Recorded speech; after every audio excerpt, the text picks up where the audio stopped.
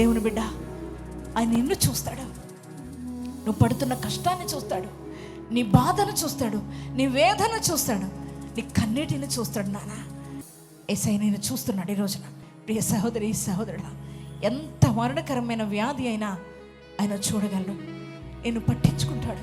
చూసి దాటి వెళ్ళిపోయేవాడే కాదు, ఆయన నేను కనికరించి కృప చూపి నీ జీవితంలో ఉన్న ప్రతి సమస్యను పరిష్కరించగలిగిన దేవుడు.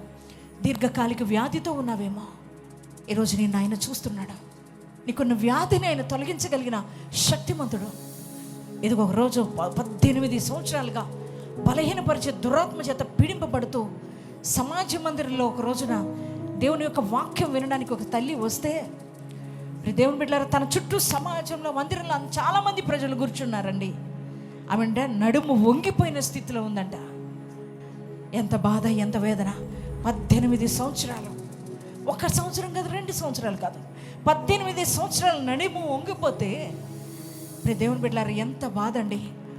ఒక్క బ్యాక్ పెయిన్ వస్తే, ఒక్క రోజు బ్యాక్ పెయిన్ వస్తే నువ్వు మంచానికి పరిమితమైన లేవలేకపోతే అల్లాడిపోతుంటావు కదా.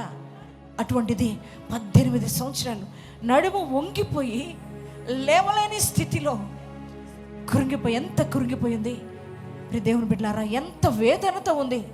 అలా వంగిపోయి నడుస్తూ ఉంటే మనుషులందరికీ ఆమె బాధ ఏం అర్థం అవుద్ది. ఎంతోమంది అవమానపరుస్తున్నారు, ఎంతోమంది హేళన చేస్తున్నారు, తన రూపాన్ని చూసి అసహ్యించుకుంటున్నారు. ఇంట్లో వారు కూడా ఎంతగానో అవమానపరుస్తున్నారు. ఇక నీ పరిస్థితి అంతే. ఎందుకని 1 సంవత్సరం కాదు, 2 సంవత్సరాలు కాదు కదా, మరి అన్ని సంవత్సరాలు 18 సంవత్సరాలు నడుము వంగిపోయిన స్థితిలో ఉంటే ఏమంటారు? భర్త ఏమంటాడు? ఎన్ని సంవత్సరాలు చూపించాలి నా హాస్పిటల్లో, ఎన్ని సంవత్సరాలు నా డబ్బంతా ఖర్చు అయిపోతుంది, అయినా నీకు బాగుపడలేదు, స్వస్థత రాలేదు అని భర్త అంటే ఎంత బాధ, ఎంత వేదన. ప్రియ సహోదరి, సహోదరుడా, ఎంత కృంగిపోయిన స్థితిలో ఆమెంట నడుము వంగిపోయినా కానీ, ఏది ఏమైనా కానీ నేను దేవుని మందిరానికి వెళ్ళాలని ఒక ఆశతో సమాజ మందిరంలోకి వచ్చిందంట. గట్టిగా చప్పట్లు కొట్టి ప్రభుకు స్తోత్రం చెప్తారా? కానీ నడుము వంగిపోయిన స్థితిలో, నడవలేని స్థితిలో, దేవుని బిడ్డలారా, అందరూ ఒకవేళ అవహేళన చేస్తున్నా కొన్ని ఏమీ పట్టించుకోకుండా యేసయ్యను వెతుక్కుంటూ దేవుని బిడ్డ దేవుని మందిరానికి వచ్చింది. ఆ రోజున సమాజ మందిరంలో ఎవరు వచ్చారంటే నా యేసయ్య వచ్చినాడు. గట్టిగా చప్పట్లు కొట్టి దేవునికి స్తోత్రం చెప్తాం. యేసుక్రీస్తు ప్రభువారు ఆ రోజున సమాజ మందిరంలో దేవుని వాక్యాన్ని బోధిస్తూ ఉన్నప్పుడు చాలామంది కూర్చున్నారు ఆ సమాజ మందిరంలో.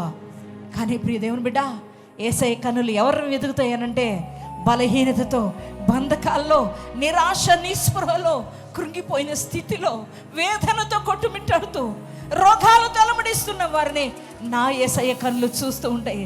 యేసయ్య కన్నులంట 18 సంవత్సరాలుగా బలహీనపరిచే దురాత్మ చేత పీడింపబడుతూ నడుము వంగిపోయిన స్థితిలో వచ్చిన ఆ సమాజ మందిరంలోకి వచ్చిన ఆ తల్లినే నా యేసయ్య కన్నులు చూశాయి. గట్టిగా చప్పట్లు కూడా ప్రభు స్తోత్రం చెప్తాం. హల్లెలూయా. అక్కడ చాలా గొప్పవారు ఉన్నారు, చాలా పేరు కలిగిన వారు ఉన్నారు సమాజ మందిరంలో. చాలా ఆస్తి పరులు ఉండి ఉండవచ్చు, చాలామంది అందం కలిగిన వారు కూడా ఉండి ఉండవచ్చు. కానీ యేసయ్య వారిని చూడలేదు. కానీ 18 సంవత్సరాలుగా బలహీనపరిచే దురాత్మ చేత పీడింపబడుతూ నడుము వంగిపోయి బాధపడుతూ కృంగిపోయిన ఆ తల్లిని నా యేసయ్య కన్నులు చూచిన వాడు ఊరుకొని లేరు. కానీ ఆయన అంటున్నాడంట, ఆమెని రమ్మని పిలిచాడంటే. గట్టిగా చప్పట్లు కూడా ప్రభు స్తోత్రం చెప్తారా? ఆమెను రమ్మని పిలవగానే ఆమె ఎక్కడ సిగ్గుపడలేదండి. యేసయ్య దగ్గరికి రాగానే యేసయ్య ఆమె నడుము మీద చేయబెట్టి 18 సంవత్సరాలుగా పీడిస్తున్న ఆ దురాత్మను గద్దించగానే ఆమెట చక్కగా లేచి నిలబడింది. అంటే గట్టిగా చప్పట్లు కూడా దేవునికి స్తోత్రం చెప్తాం. హల్లెలూయా. 18 సంవత్సరాల వేదన, 18 సంవత్సరాల దుఃఖం, 18 సంవత్సరాల అవమానం, 18 సంవత్సరాల యొక్క అవహేళనలు నా దేవుడు ఒక్క గడిలోనే తీసేశాడు, ఒక్క క్షణంలోనే ఆయన తీసేశాడు. తన దుఃఖం అంతా నాట్యంగా మార్చబడింది. ఆమె గంతలేస్తూ దేవుని స్తుతిస్తుంది. దేవుని మందిరానికి వచ్చేటప్పుడు నడుము వంగిపోయిన స్థితిలో వచ్చింది. కానీ మందిరంలోంచి వెళ్ళేటప్పుడు ఆమె చక్కగా నిలబడి దేవుని మహిమపరుస్తూ, దేవుని స్తుతిస్తూ, దేవుని ఘనపరుస్తూ తిరిగి వెళ్తుంది. ప్రియ సహోదరి, సహోదరుడా, చూడండి, నా యేసయ్య దగ్గరకు ఆయనను ఆశ్రయించి ఎవరు వచ్చినా ఆయన కన్నులు నిన్నే చూస్తాయి. వేదన కలిగిన నీ హృదయాన్ని చూస్తాయి. ఎంత శాపాన్ని సంవత్సరాలు తరబడి శాపాన్ని అనుభవిస్తున్నా నిన్నే నాకు దేవుని కన్నులు వెతుకుతున్నాయి. ఎందుకో తెలుసా? నీ శాపకాడిని విర్రగొట్టాలని, నీ రోగకాడిని విర్రగొట్టాలని, నీ స్థితిని మార్చాలని, నీ పరిస్థితులు మార్చాలని, నేను చక్కగా నిలబెట్టాలని. ఎక్కడ అవమానపరచబడిందో బిడ్డ, ఎక్కడ వచ్చేటప్పుడు అందరూ చూసి ప్రక్కవారు ఎందరో హేళన చేశారు, వారందరూ ఎదుటే నా దేవుడు ఘనంగా బిడ్డను లేచి నిలబెట్టాడు.